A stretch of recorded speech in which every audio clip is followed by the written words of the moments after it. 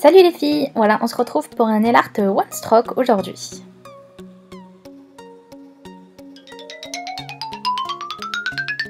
Pour ce nail art, je commence par appliquer en 2 couches un gel kaki ou un vernis kaki si vous ne faites pas vos ongles en gel.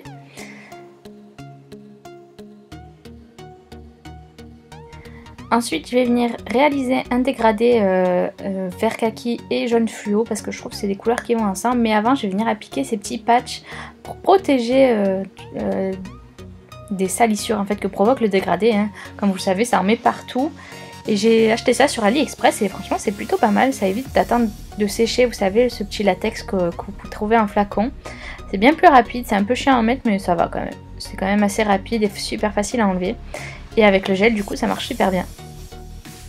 Donc voilà, je fais mon dégradé sur mes 2 ongles. Je refais une 3e couche sur les autres ongles de gel kaki parce qu'il n'était pas très opaque. Ça ne me convenait pas. Ensuite, évidemment, j'ai mis une couche de gel de finition, de construction, de monophase, de ce que vous voulez transparent, histoire d'uniformiser la surface et pouvoir matifier par la suite.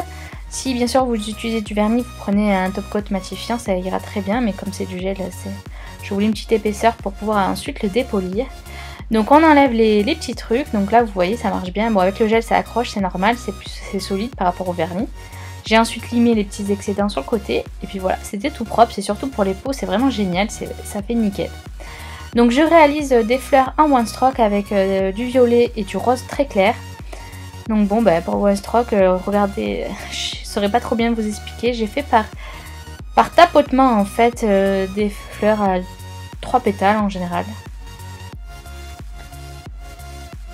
Donc évidemment, la première couche n'était pas très opaque, donc une fois qu'on attend que ça sèche, c'est assez rapide, et on repasse une seconde couche pour que vraiment vous ayez une fleur très opaque.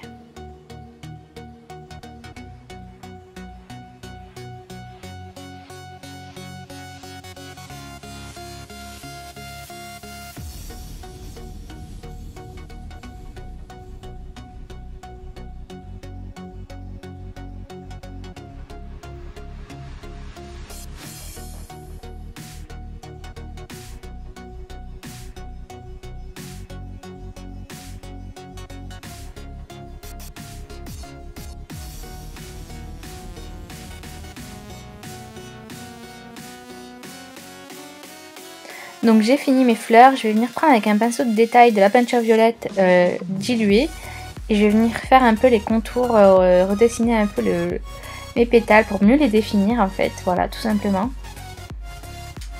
Donc là il n'y a pas besoin d'être ultra précis, c'est un peu tordu, c'est ce qui va faire l'originalité un peu de la fleur.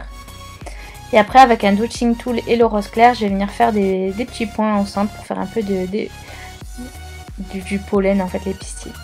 Donc là je vous montre aussi sur la main, bon la première étape j'avais oublié de filmer, mais je vous montre sur ma mauvaise main en fait, voilà qu'on peut très bien y arriver. D'ailleurs je la trouvais plus jolie que mon autre main, je sais pas ce que vous en pensez, vous me direz ça en commentaire. Et donc pareil, je viens faire après les contours pour définir un peu mieux les pétales, parce que là on aurait dit qu'un seul pétale en fait.